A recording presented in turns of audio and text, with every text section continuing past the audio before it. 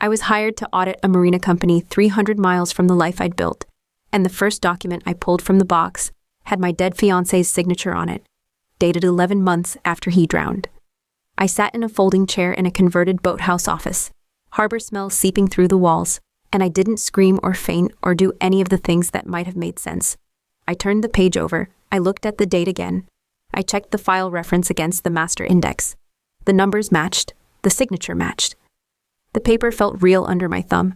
Water stained at the corner, the kind of damage that comes from coastal humidity, not the lake where they'd found his empty boat. 3 weeks before our wedding, that's how close we'd come.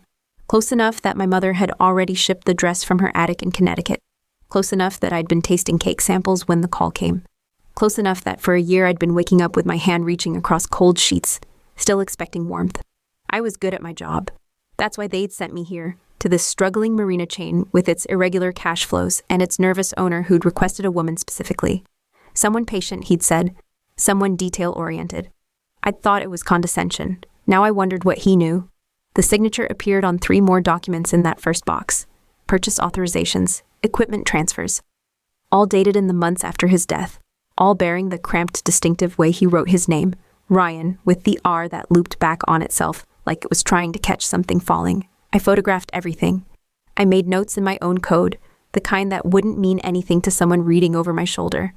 Then I drove back to my rental cottage and sat on the deck with a glass of wine I didn't drink, watching the harbor lights come on, and I let myself feel it. The first real feeling since the funeral that hadn't been grief.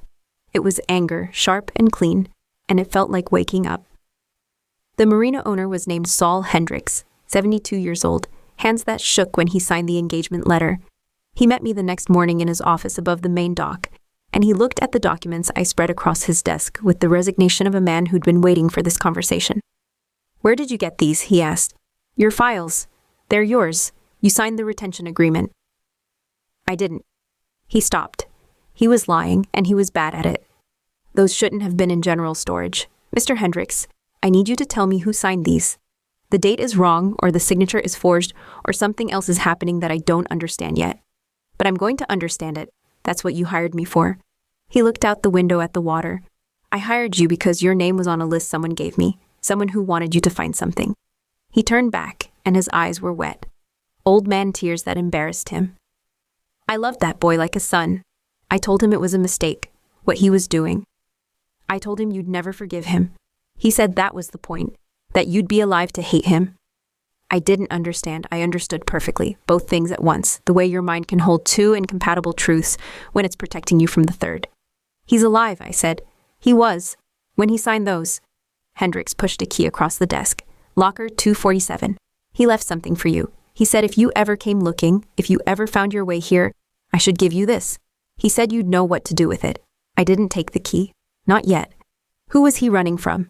People who don't forgive debts. People who thought he knew where money went that he never touched. Hendricks spread his hands, these ruined sailors' hands. "He was an accountant, same as you. He found something he shouldn't have.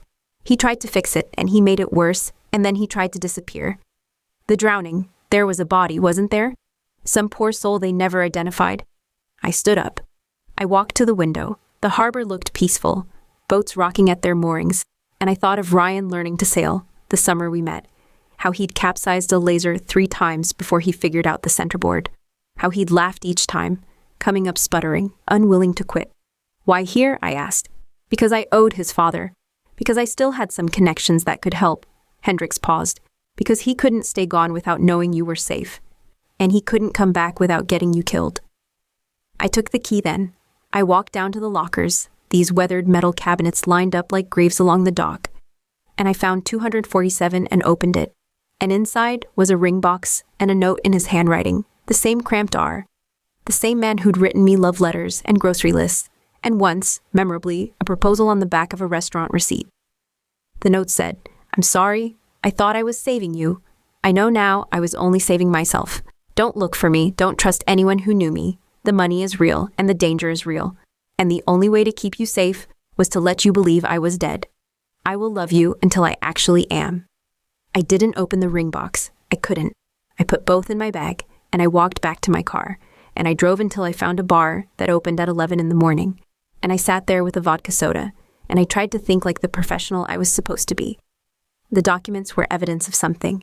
The signatures were evidence of something. The ring was evidence of something. I needed to know what before I decided whether to hate him or mourn him or hunt him down and demand explanations in person. The bar had a television playing sports I didn't follow.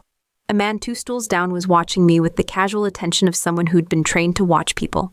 I noticed him because I was trained to notice. Forensic accounting requires the same skills as surveillance, the same patience, the same ability to spot patterns in chaos.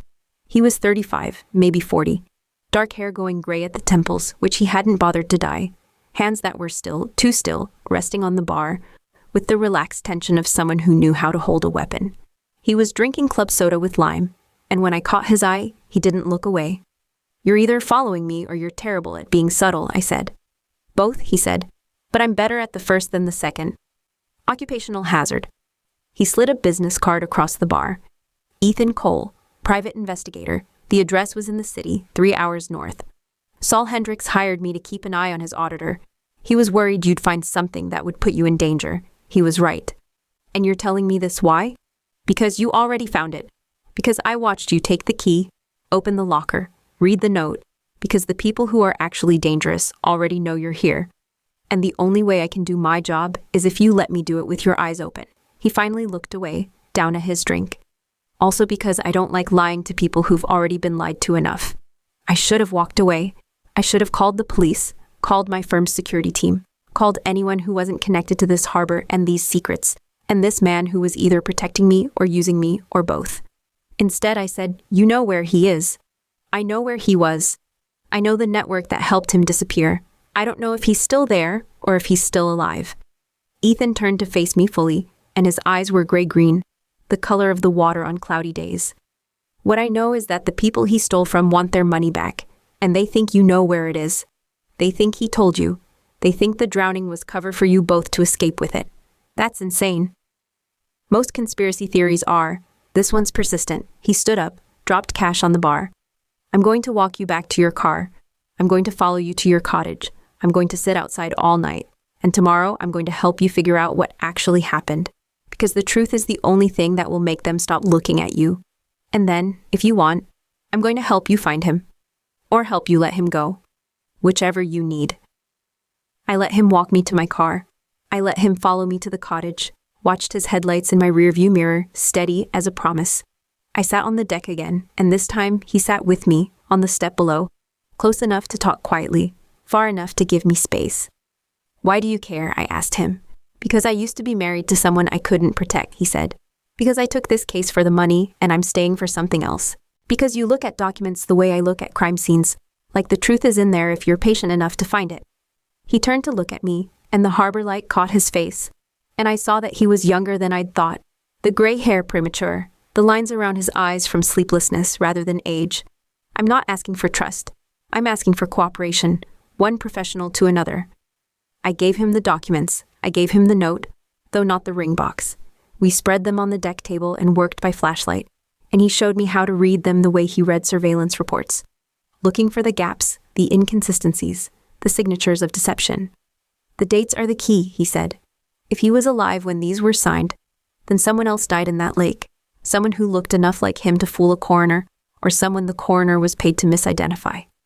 And if the dates are wrong, if someone forged his signature post-dated, then we're looking at a different kind of conspiracy, someone who wanted it to seem like he was alive, for reasons of their own." Ethan pointed to a purchase authorization for marine electronics. "This equipment, it's the kind used for offshore communication. Untraceable if you know how to use it. Someone was building a network. Or he was. If he was alive. We worked until 3 in the morning. I made coffee at midnight, and he accepted it with the gratitude of someone who'd forgotten what kindness felt like. By 2, we'd mapped a timeline that made partial sense. Ryan discovering money, laundering through his firm's marina clients, attempting to document it, being discovered in turn, choosing disappearance over witness protection because he didn't trust the system to keep me safe. "There's a hole in it," I said. "The body. You can't just produce a body. You can if you know where to look. Homeless shelters, morgues in other cities, people who die without identification, whose records can be adjusted, whose dental work can be swapped." Ethan's voice was flat, professional, but I heard something underneath it. Disgust, maybe, or recognition. I've seen it done, not often, but I've seen it. I looked at him then, really looked, and saw that his stillness wasn't training alone.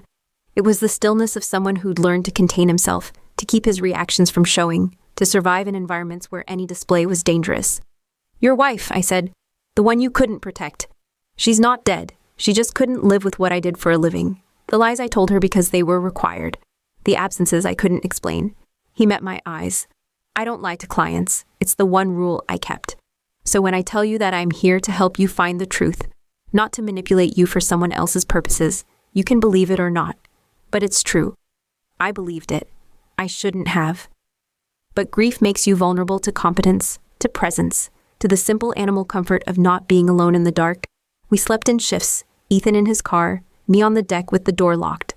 In the morning, we went back to the boathouse office together, and Saul Hendricks looked at us with the satisfaction of a man whose plan was working. Though I couldn't yet see what the plan was, I spent 3 days in the files after that. Ethan sat in the corner, reading case files on his tablet, occasionally asking questions that showed he'd been paying attention. The marina's irregularities resolved into a pattern: cash payments for services never rendered, equipment purchases that disappeared from inventory, a network of shell companies that had used the marina as a physical address. Ryan's signature appeared on documents connecting 2 of those shells. He'd been deeper in than he'd told me, deeper than he'd told anyone, playing a dangerous game of documentation and delay. The signatures after his death were authorizations for fund transfers, moving money out of accounts that were about to be frozen, into channels I was still tracing. He was cleaning up, I said to Ethan, late on the 3rd night. We'd moved to my cottage, the files spread across the kitchen table, takeout containers accumulating. He found out they were going to arrest him, or kill him, or both. He staged the drowning to buy time. Then he spent that time making sure the money they'd stolen couldn't be recovered. Noble, Ethan said. Also impossible. You can't move that much money without leaving traces. He left traces. That's what this is. I tapped the ledger I'd reconstructed, a shadow accounting system parallel to the official books. He wanted someone to find this. He wanted someone to know what he'd done, even if he couldn't come back to explain it. Ethan leaned over my shoulder, close enough that I could smell his soap, something clean and uncomplicated. You're reconstructing his thinking, walking his path. I'm a forensic accountant. It's what I do. I turned my head, and our faces were inches apart, and I didn't move away. I'm also trying to understand why he thought this was better, why he thought losing him forever was better than any other risk. Because he loved you, Ethan said. Because love makes people stupid and brave and cruel in equal measure. Because he couldn't imagine you in danger, even if it meant putting you through this. You sound like you know. I sound like someone who's made the same mistake. Different direction, same destination. He straightened, gave me space again, and I was grateful and disappointed in equal measure. What do you want to do with this? The ledger, the timeline, the proof that he was alive and working after his death. I wanted to finish it. I wanted to understand it completely, to see the whole shape of what Ryan had built and why. I wanted to be the one who solved it, not a passive recipient of other people's decisions. I want to find the money, I said. I want to know where it went. And then I want to decide what justice looks like. Ethan nodded, and something in his expression shifted. Respect, maybe, or recognition. Then let's find the money. We worked together for 2 weeks. The case became our entire world, the cottage our headquarters, the harbor our territory. Ethan taught me to read surveillance patterns, to notice when we were being watched, to vary our routes and our schedules. I taught him to follow financial threads through labyrinthine corporate structures, to find the human signatures in automated systems. We became partners. We became something else, though neither of us named it. He was the first person I laughed with in a year, the first person whose presence made the empty space beside me in bed feel like possibility rather than loss. He touched my hand once, reaching for the same document. He didn't pull away, neither did I. The breakthrough came on a Tuesday. I'd traced the final transfer to an account in the Caymans, then back to a domestic holding company with a familiar name. Hendricks Marine Holdings, Saul's legitimate business, being used as a conduit without his knowledge. The money had been moved into a trust, the beneficiary unnamed, the trustee a law firm in the city. Ethan made calls. He had contacts I didn't, people who owed him favors, sources who would talk to him when they'd hang up on anyone else. By Thursday, we had a name for the trustee's contact. Ryan's sister, living under a married name in Portland, receiving monthly statements she forwarded to a post office box. He's still alive, I said. He's still moving the money. He's still hiding, Ethan finished. There's a difference. I knew there was. I also knew that 2 weeks of Ethan's presence had done something I hadn't expected. It had made Ryan's absence feel less like an open wound and more like a scar. Still there, still real, but not the only thing defining my life. I asked Ethan to drive me to the city. We needed to confront the law firm, to demand access to the trust documents, to force Ryan's hand if he was still watching. Ethan agreed, but he was quiet on the drive, his hands tight on the wheel. You're protecting me from something, I said. What is it? He didn't answer for 10 miles. Then, the law firm, I've used them before. For clients who needed to disappear. They're connected to the people Ryan was running from. They're how the money moves, how the identities get manufactured. You knew, I suspected. I didn't know for certain until yesterday. He glanced at me, and his expression was terrible, the controlled stillness cracking open. I should have told you. I was trying to find another way, a way that wouldn't put you in the room with them. They're dangerous, Claire, more dangerous than Ryan knew, more dangerous than I told you. Why didn't you tell me? Because you would have stopped. Because you would have been right to stop. And I couldn't. He broke off. He pulled the car over, suddenly, illegally, on the highway shoulder. I took this case because Hendricks hired me to watch you. But I stayed because of you. Because of who you are, how you work, how you refuse to quit. And I've been burying evidence, Claire. Not evidence against you. Evidence that would have led you faster to people who would hurt you. I've been steering you, protecting you, lying to you in exactly the ways I promised I wouldn't. I sat with that. The highway rushed past, indifferent. I thought of all the moments he'd guided me away from certain documents, suggested alternative interpretations, encouraged patience when I wanted to push. You've been protecting me since before you admitted you cared, I said. Yes. And the law firm, you've known about them longer than yesterday. 3 days, I found the connection, and I didn't tell you because I knew what you'd do. He turned to face me fully. I'm not sorry for protecting you. I'm sorry for doing it without your knowledge, your consent. I'm sorry for becoming exactly what I promised I wouldn't. I should have been angry. I was angry. But beneath the anger was something more complicated. Recognition of my own complicity, my own willingness to be guided, my own relief at not having to make certain decisions alone. We're going to the law firm, I said. But you're going to tell me everything you know before we walk in. And then I'm going to decide what we do. Not you, me. He told me. In the car, on the shoulder, he laid out the whole network. The laundering operation Ryan had discovered. The enforcement arm that had threatened him. The disappearance infrastructure that had made it possible. He named names I'd seen in documents, connected dots I'd thought were separate cases. He gave me everything, and I understood that this was his own form of surrender, his own way of choosing me over the professional distance he'd maintained. We went to the law firm together. We presented the evidence I'd assembled, the ledger that showed the money's path, the signatures that proved Ryan's survival. We demanded access to the trust, and we got it because Ethan knew which threats would work, and I knew which financial pressures would apply. The trust documents named 2 beneficiaries, Ryan's sister and a foundation I'd never heard of, dedicated to supporting families of financial crime victims. The money was gone from criminal hands, distributed through legitimate channels, impossible to reclaim. Ryan had turned their own system against them, using their infrastructure to wash the money clean. He'd done it from hiding. He was probably still in hiding, though the documents gave no clue where. He'd built a life without me, a purpose without me, and he'd left me this, proof that he was alive, that he'd chosen survival over return, that his love had become something that excluded me, rather than something that brought us together. I cried in the car on the way back. Ethan drove, silent, present. I cried for the Ryan I'd lost twice, once to death, once to this revelation that death would have been cleaner, simpler, easier to mourn. I cried for the year I'd spent reaching for him in the dark. I cried for the part of me that was relieved, that had already begun to let him go. Ethan stopped at an overlook above the harbor. The marina light spread below us like a constellation. He didn't touch me. He waited until I was finished, until I turned to him with swollen eyes and said, I don't know what I want. Yes, you do, he said. You're just afraid it's wrong. I want to finish this.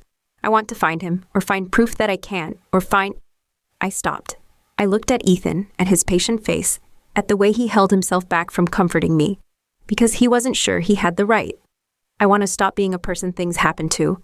I want to be the person who makes things happen. Then let's finish it, he said, together, however you need. We spent another week tracing Ryan's possible locations. Ethan used his network, I used mine, and we met in the middle with possibilities. Sightings in Central America, a passport photo that might have been him, a bank account in Panama that showed activity and then went dark. I found the final connection. It was in the ledger, a pattern I'd missed. Regular small transfers to a marina services company in Belize, always on the first of the month, always for amounts that covered basic living. The company was owned by a shell.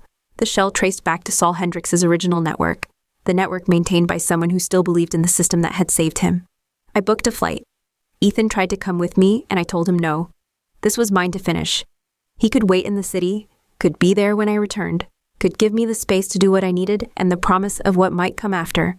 He kissed me at the airport. It was the first time, and it felt like the 100th, like we'd been building to it for weeks, for months, for the whole year of my grief and his patience. His mouth was warm and certain, and I leaned into it. And then I pulled away and walked through security without looking back. Belize was humid, green, full of the kind of life that doesn't care about human dramas. I found the Marina Services Company, a shack on a dock with a satellite dish and a generator. I found the man who ran it, old enough to be Saul's contemporary, who looked at me with the recognition of someone who'd been waiting. "He's not here," the man said. "Hasn't been for 6 months. Moved on," he said. Said the money was clean enough, the trail was cold enough. It was time to stop hiding and start living. He handed me an envelope, yellowed with salt air. He left this. Said if you came, you were ready. Said if you didn't, he'd know he'd been right to stay away. I opened it on the dock. Sea wind tearing at the paper. Ryan's handwriting, that familiar cramped R, one last time. Claire. If you're reading this, you found what I built. You followed what I left. You're as good as I always knew you were, and I'm sorry I made you prove it this way. I'm alive, I'm somewhere safe. I'm not coming back, not because I don't love you, but because the person I was when I loved you doesn't exist anymore. He died in that lake, and what crawled out was someone smaller, meaner, more afraid. Someone who chose survival over honesty, who let you mourn because it was easier than trusting you with the truth. The money is yours, the foundation is real. Do something good with it, something I couldn't do. I'm not asking for forgiveness, I'm not asking for anything. I'm telling you that your life is ahead of you, not behind, and that the best thing I ever did was love you enough to become invisible. Find someone who stays visible. Find someone who chooses you every day, not just in the moment of crisis. That's what I couldn't be. That's what I hope you find. R. I sat on the dock until sunset. I thought about flying home to Ethan, to the possibility we'd been building, to the honesty he'd finally offered me. I thought about flying somewhere else, starting over, becoming someone who'd never been touched by this much deception. I thought about the ledger back in my cottage, the complete picture of what Ryan had built and why. I thought about my own competence, the way I'd solved this when both men in my life had tried to protect me from the full truth. I flew home. Ethan met me at the airport, and he didn't ask what I'd found, didn't push for answers I wasn't ready to give. He drove me to the cottage, and he made tea, and he sat with me on the deck as the harbor lights came on, and he waited. I found him, I said finally. Or I found proof of him. He's alive. He's not coming back. I laughed, surprising myself. He's congratulating me on being competent enough to find him. He's wishing me well in my future relationships. He's the same self-absorbed problem solver he always was, even in apology. Ethan was quiet for a moment, then, "Are you angry?" Yes, relieved too. He made it easy in the end. He took himself out of the equation, made the choice for both of us. I turned to look at him, this man who'd lied to protect me and then chosen truth, who'd waited and watched and finally asked for nothing except to be present. I'm not interested in easy choices anymore. I'm interested in hard ones, honestly made. What choice are you making? I reached into my bag. I pulled out the ring box I'd carried since the locker, the one I hadn't opened. I set it on the table between us. Ryan left this. I never looked inside. I thought if I opened it, I'd have to decide what it meant, whether to keep it, return it, throw it into the harbor. I pushed it toward Ethan. I want you to open it. I want you to tell me what's inside, and then I want to tell you what I want to do with it. He looked at me, really looked, and I saw him understand that this was trust, offered deliberately, that this was intimacy, constructed rather than assumed. He picked up the box. He opened it. Inside was not the engagement ring I'd expected. It was a simple band, platinum, engraved with coordinates. The location of the lake where he'd disappeared, the place where one life had ended and another had begun. He wanted you to have a choice, Ethan said. Even at the end, he wanted you to be able to find him if you decided that was what you wanted. And if I don't want, then you close the box. You keep it or you don't. You move forward with your life, and you let him be the past he chose to become. Ethan closed the box. He set it back on the table. I'm not going to tell you what you should want. I'm not going to protect you from this decision. I'm just going to be here, whatever you choose. I picked up the box. I felt its weight, the accumulated intention of two men, one who'd hidden to save me, one who'd revealed himself to stay with me. Both had lied. Both had, in their way, loved me. Only one had made me a partner in the truth. I stood up. I walked to the edge of the deck. The harbor spread below, the boats rocking at their moorings. I thought of Ryan capsizing that laser, laughing, unwilling to quit. I thought of how much I'd loved that man, and how little I knew the one who'd replaced him. I threw the box. It arced through the air, glinting once in the harbor lights, and disappeared into the water with a small splash that the waves immediately erased. I didn't look back. I walked to Ethan, and I took his hand, and I said, I need you to tell me the rest of it. Everything you buried, everything you protected me from, and then I need you to stop. No more protection I don't ask for, no more decisions made for my safety. If we're going to do this, we're going to do it as equals, as partners, as people who choose each other every day, not just in crisis, he told me. The full story of the case he'd been working when he found me, the superiors who'd assigned him to watch me, the moment he'd decided their interests and mine had diverged, the evidence he'd destroyed, the reports he'd falsified, the professional future he'd compromised because he'd met someone who made the compromise feel worthwhile. It was more than I expected, less than I'd feared, the shape of a man who'd learned from his own failures, who'd chosen differently this time even when it cost him. I kissed him when he finished. I led him inside, to the bed I'd slept in alone for weeks, and I made clear what I was choosing, what I was asking for, what I was offering in return. Afterward, lying in the dark, I said, I need to finish the audit, the real one, the one I was hired for. Saul's irregularities, the money Ryan moved. There are people still hurt by this, still waiting for resolution. I want to give it to them.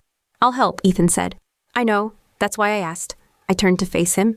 And then I want to go back to my life, my real life, the one I was building before. I want to see if it still fits, or if I need to build something new. With me, with you, if you want that. If you're willing to be visible, to be chosen, to do the work of showing up even when it's not crisis. He was silent for a long moment. Then, I spent 10 years becoming someone who could disappear at will, who could watch without being seen, protect without being known. You're asking me to unlearn all of that. I am. Good, he pulled me closer. I've been waiting for someone to ask. We finished the audit.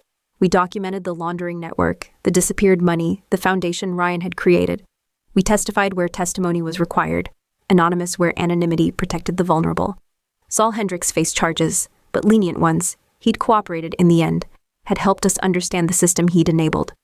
I went back to the city. Ethan came with me, found an office near mine, built a practice that didn't require him to disappear. We fought sometimes, about visibility, about honesty, about the habits of secrecy he'd learned, and I was asking him to unlearn. We made up always because the foundation was real, the partnership, the choice, the daily commitment to showing up. 6 months later, I opened a letter with no return address. Inside was a photograph. Ryan, older, thinner, standing on a dock somewhere tropical, smiling at the camera with the old smile, the one I'd fallen in love with. On the back, in his handwriting, I'm glad you didn't come. I'm glad you chose forward. The foundation is doing good work. I've seen the reports. Thank you for that. Thank you for everything. Be well. I showed it to Ethan. He read it, handed it back, waited to see what I needed.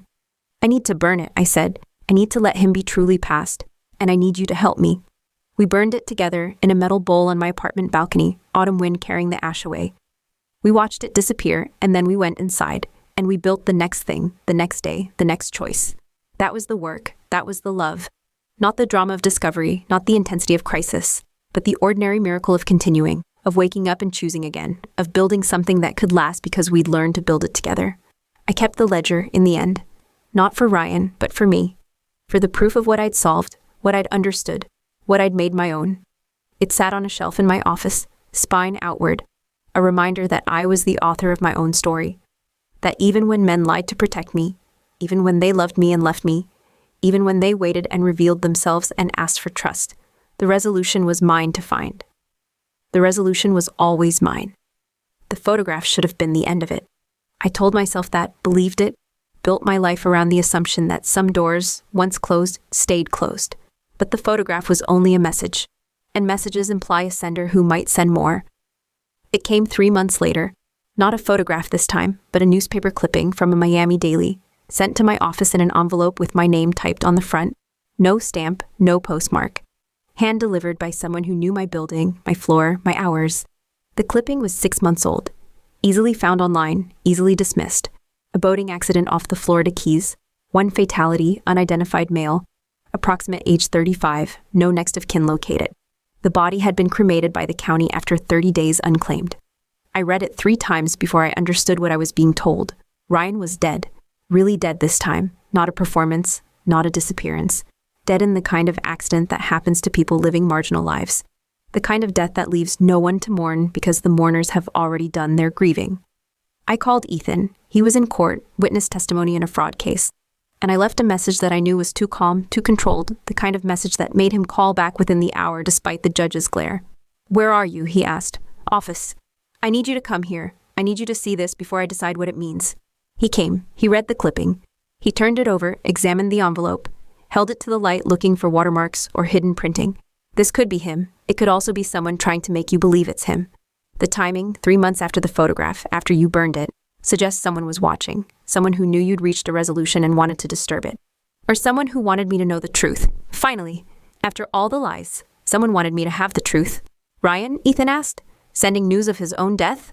Ryan. Or someone who knew him, who knew what he would want. I took the clipping back, folded it carefully. I need to go to Miami. I need to see the records, talk to the medical examiner, understand what actually happened. Claire. Ethan's voice was gentle, the tone he'd learned to use when he feared I was running towards something rather than away from it. You've spent a year building a life. We've spent 6 months building us. This, whatever this is, it's a whole opening in the ground you've already walked across. You don't have to jump in. I know I don't have to. I met his eyes. I'm choosing to. The same way I chose you. The same way I choose us every day. But I can't choose us fully if part of me is still wondering, still waiting for the next message, the next revelation. I need to close this door myself, not with fire this time, with knowledge. He was silent for a long moment. Then, "I'm coming with you. You have the fraud case. I have a partner who needs me. The case will wait." He took my hand, the gesture he'd learned I needed, physical confirmation of presence. "But I need you to promise me something. If this is another manipulation, if Ryan is alive and staging his own death again, or if someone is using his name to get to you, I need you to let me protect you. Not by making decisions for you, by being the person who stands between you and danger while you make your own decisions." "I promise," I said. And I meant it, though I knew even then that meaning and doing were different skills. We flew to Miami the next morning. The medical examiner's office was in a concrete building near the hospital, indistinguishable from a dozen other government functions. I gave my credentials as a forensic accountant, explained my interest in unidentified decedents with possible financial connections, and was told to wait. We waited 3 hours. Ethan made calls, worked his network, confirmed what I'd suspected. The body had been cremated, the records sealed pending a fraud investigation that had since gone cold. Someone had been interested in this death, someone with resources and patience. The deputy medical examiner who finally saw us was young, overworked, suspicious of our interest. "The case is closed," she said. "Unidentified male, probable accident. No evidence of foul play. We get a dozen like it every year. People who live on boats, who fall overboard, who aren't missed." "I need to see the photographs," I said. "The autopsy images, any identifying marks." "That's not standard procedure for—" "I'm his fiancé," I said. The lie came easily, too easily, the old habit of claiming a relationship that had never been fully honest. "He disappeared. I've been looking for him. This might be him." She looked at me, at Ethan standing behind me, at the distance between us that suggested we weren't together in the way I'd implied. "Wait here," she said. She brought files, not digital images, physical photographs, printed and labeled. The kind of documentation that persists when databases are purged. I spread them on her desk, and I looked at what remained of a man who might have been Ryan. The face was damaged, bloated, partially eaten by marine life. The body was waterlogged, discolored, reduced to essential structure. But the hands, I recognized the hands. The right index finger, slightly crooked from a childhood break. The narrow wrists. The pattern of moles on the left forearm that I'd traced with my own fingers. Memorized without meaning to. The geography of a body I'd thought I knew. "It's him," I said. My voice was steady. I was proud of that, the steadiness, the professional distance I'd learned to maintain. "I need the dental records. I need to confirm." "There are no dental records. The jaw was damaged in the accident or after. We couldn't get clean impressions," she paused. But there was something else, a tattoo, recent, poorly done. On the left shoulder, we photographed it before the cremation. She showed me, a coordinate, like the one on the ring, but different numbers. Latitude and longitude that, when I entered them into my phone, mapped to a location in the Florida Keys, a specific island, a specific beach, nowhere near where the body had been found. He wanted to be found, I said to Ethan in the car afterward. He wanted someone to know where he'd been, even if they didn't know where he ended. Or someone wanted you to believe that. Ethan was driving, his hands tight on the wheel, the way they got when he was thinking through possibilities he didn't like. The tattoo is recent. The body is damaged enough to prevent definitive identification. The coordinates lead somewhere specific, somewhere that might have evidence, might have answers, or might have someone waiting for you to come looking. You're suggesting it's a trap. I'm suggesting we don't know what it is. That's different. He glanced at me. What do you want to do? I wanted to go to the coordinates. I wanted to walk the beach, search the location, find whatever had been left for me or planted for me or accidentally dropped and forgotten. I wanted to know, with a hunger that surprised me, that I hadn't fully felt since the first discovery of his signature. I want to hire someone, I said. Not you, someone local, someone you don't know, who can observe the location without being connected to either of us. I want to know what's there before I decide whether to go. Ethan was quiet for a moment, then, that's the most cautious thing you've ever suggested. I've learned from you the value of patience, of information before action. I reached over, touched his hand on the wheel. I haven't learned it perfectly. I still want to run, but I'm asking you to help me walk. He helped me walk. He found a local investigator, former Coast Guard, familiar with the Keys and their particular dangers. We paid for 3 days of observation. No contact, no approach, just documentation of who came and when. What patterns established themselves, whether the location was watched. The report came on the second evening. The beach was empty, had been empty, showed no signs of recent habitation. But a half-mile inland, accessible by a dirt track from the main road, there was a small compound, 3 buildings, generator power, satellite dishes, vehicles coming and going at irregular hours. The investigator had photographed license plates, faces, the general pattern of security. It looked, he noted, like a private retreat, or a safe house, or a very small prison. I read the report in our hotel room, Ethan beside me on the bed, both of us in the clothes we'd worn all day, too tired to change, too wired to sleep.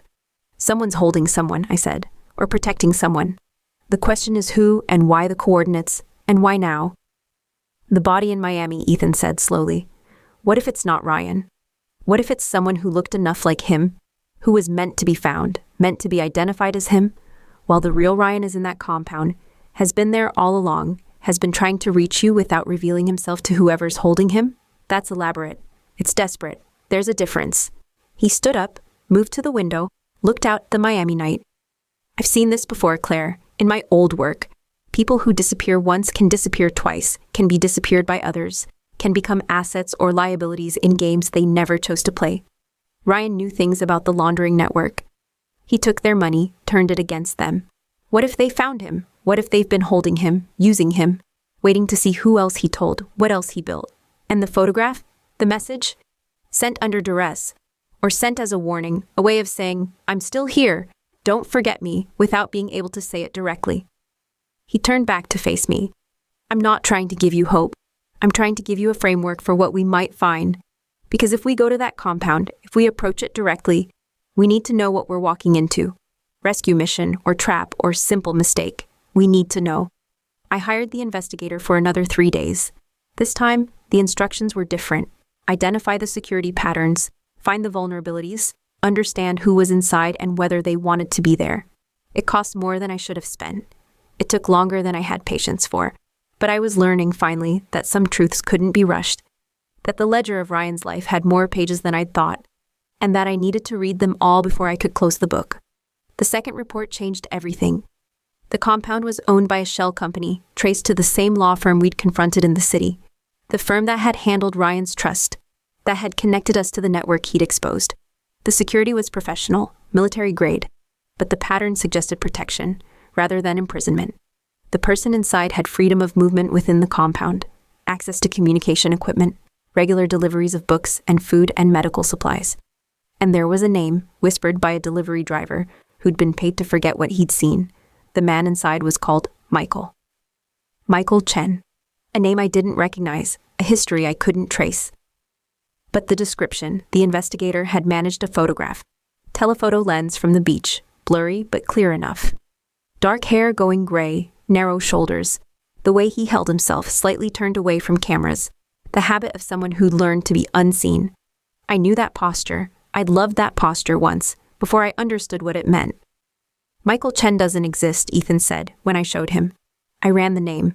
It's an identity manufactured 3 years ago, built on a stolen social security number and a history of minor employment in California. It's a shell, like the company, like everything else in this network. It's him, Ryan. He's been here, alive, using another name while I stopped. The anger was back. The clean anger I'd felt in the boathouse, but complicated now by something else. Pity, maybe. Or the dawning understanding of how long his imprisonment had been. How complete. How much worse than simple death. If he's there by choice or by force, Ethan said. We don't know which. We don't know if approaching him helps him or endangers him.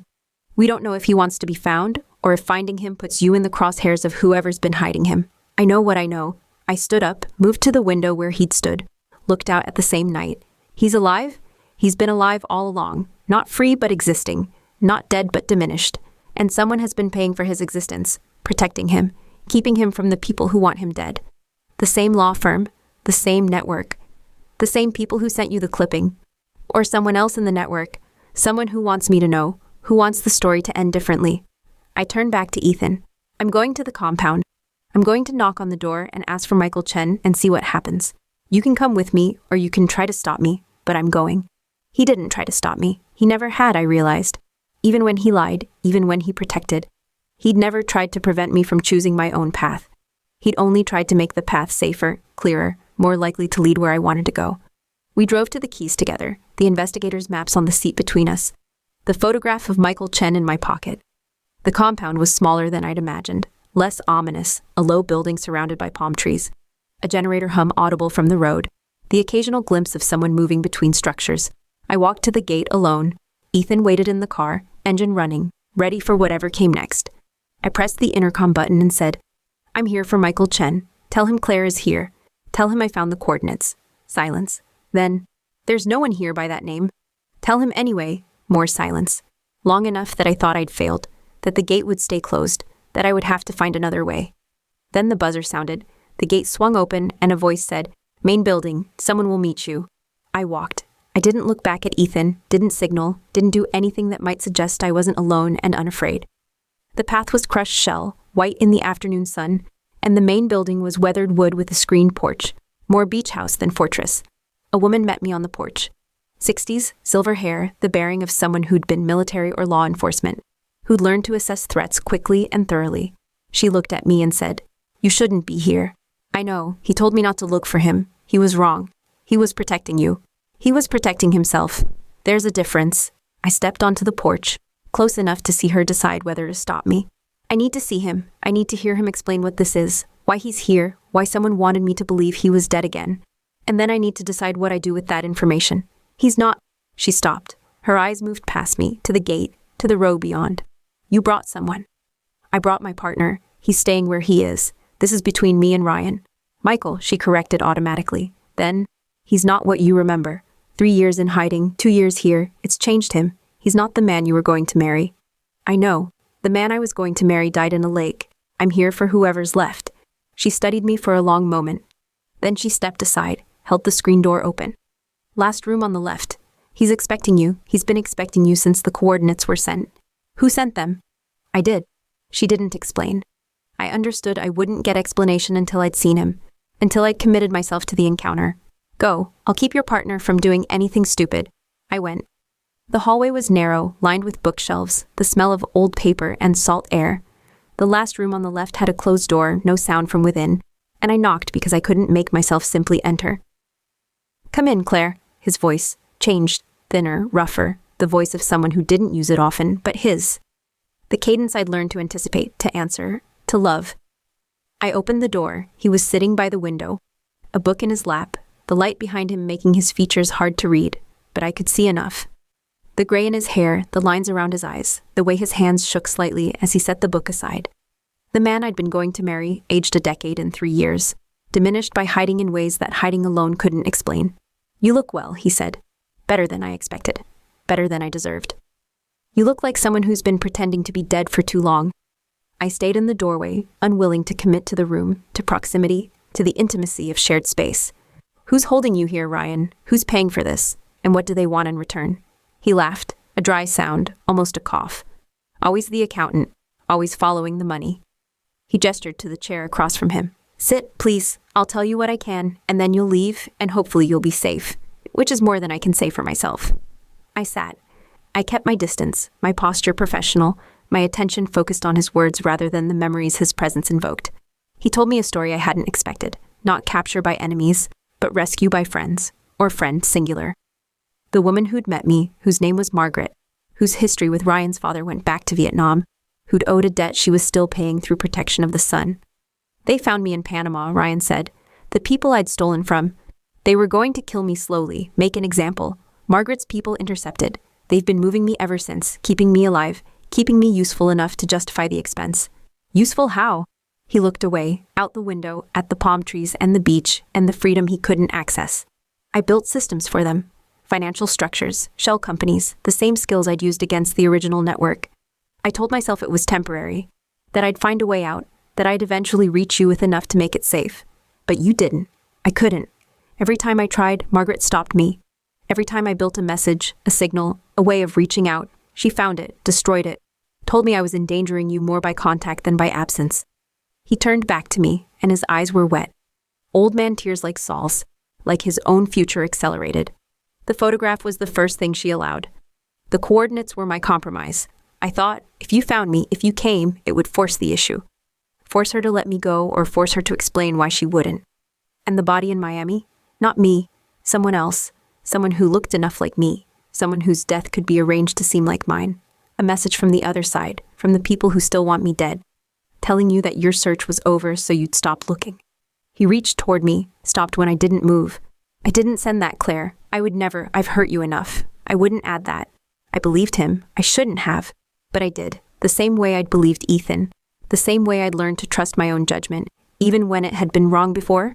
The body was a fake, a manipulation, a message from enemies rather than from Ryan himself. "Margaret sent the clipping," I said, "to warn me, to bring me here, to test you, to see if you'd come, what you'd bring, whether you were still." He stopped. "She's been protecting me, but she's also been using me. The systems I built, the money I moved, some of it went to her purposes, her network, her own form of justice that doesn't look like mine. And now you know. Now you can leave, go back to your life, tell whoever needs to know that I'm alive but contained, not a threat to anyone but myself." He smiled, that old smile, the one that had made me love him, and it was worse than his tears. "Or you can help me. Find a way out of this that doesn't endanger you, that doesn't pull you back into a life you've already mourned." I stood up. I moved to the window, looked out at the same view he watched daily, the palm trees and the beach and the freedom measured in yards he couldn't cross. I thought of Ethan in the car, waiting, trusting me to return. I thought of the life we'd built, the choices we'd made, the dailiness of love that was harder and more rewarding than any crisis. "I need to understand the full accounting," I said. "What you built, who you built it for, what Margaret's network has done with it. I need the ledger, Ryan, the real one, not the fragments you left for me to find. And then I need to decide what justice looks like, not for you, not for me, but for everyone hurt by the systems you created." "You can't," he stopped. He looked at me, really looked, and I saw him see what I'd become, the professional I'd always been, sharpened now by loss and choice and the particular education of loving someone who'd lied to protect me. "You're not here for me, you're here for the truth.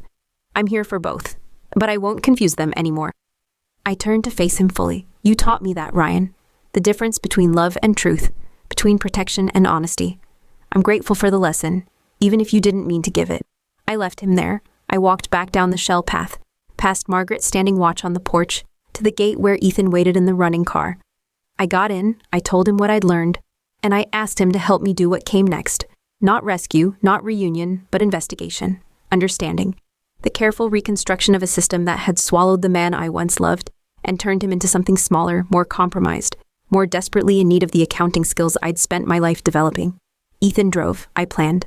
And somewhere behind us, in the compound by the beach, Ryan, Michael, whoever he'd become, sat with his book and his window and the years of choices that had led him here, not dead, not free, waiting for me to finish what he'd started, to close the ledger he'd opened, to find the resolution that had always been mine to find. The resolution was still mine, but now I understood how much more complicated it would be, how many more pages the story contained, how the ending I wanted might not be the ending that justice required.